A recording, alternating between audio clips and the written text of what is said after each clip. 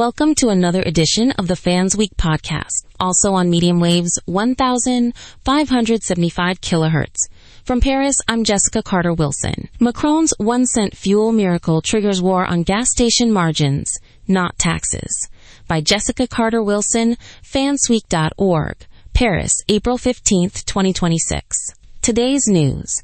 The French government pledged that the U.S.-Iran ceasefire would cut gasoline prices by 5 to 10 euro cents, yet the average pump price fell by only 1 euro cent. Paris watched in stunned silence as the promised fuel price revolution arrived on the scales of reality like a single grain of sugar on a blooming souffle, prompting the state to point its finger squarely at gas station owners, while the Treasury quietly counted the extra cents spilling from every liter, the miracle that was too small to see. When the ministry announced that the olive branch between Washington and Tehran would translate into a consumer-friendly discount, the public imagined wallets breathing freely. The actual outcome, a 1 cent euro reduction, was so microscopic that a microscopist would need a telescope to confirm its existence. Yet the press treated it as if the nation had been saved from a fiscal apocalypse, complete with celebratory confetti made of recycled tax receipts. "We have delivered a historic achievement," declared Transport Minister Claire Lecornu, smiling as if she were unveiling a Nobel Prize. A full cent per liter may seem modest, but it proves that diplomatic breakthroughs can influence the price of a single carbon atom, casting the blame a scapegoat in a petrol pump. Instead of examining the surging excise duties that have turned the liter of SP95E10 into a luxury item, the executive drafted a decree to verify and, if necessary, compress the margins of private distributors. The mechanism, lifted straight from a textbook on bureaucratic elegance, imports Rotterdam's average price, adds a reasonable margin, tax on transport fees, and caps the result for 6 months. It's a solution as temporary as a sandcastle built on the sand during low tide.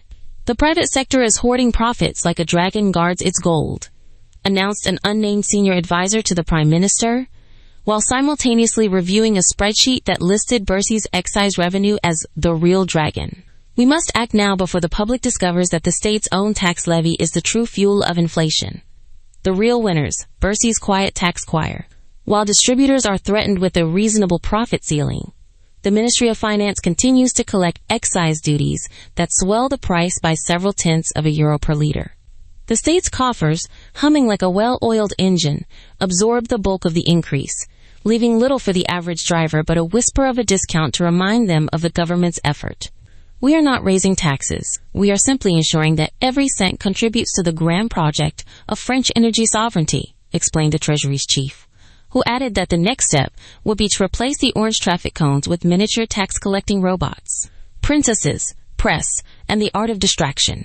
As the fuel debate simmers, the French media, apparently on instruction from the Élysée, have turned their lenses toward the romantic escapades of Maria Carolina de Borbone, a princess whose education spanned Cambridge International, the CNED, and a private tutor army from Monaco, Paris, and Rome. Headlines now feature love triangles and silk-sleeve soirees, while the nation's wallets stay pinched by a policy no one dares to name. The final tableau is unmistakable: a government that can conjure a 1 cent miracle, blame private pumps, and divert the populace to royal gossip, all while the Treasury quietly celebrates a windfall the size of a small nation's GDP. In the end, France remains the only country where a cent can cause a constitutional crisis, and a princess's diary can become a front-page story. That's all from today. From Paris, I'm Jessica Carter-Wilson.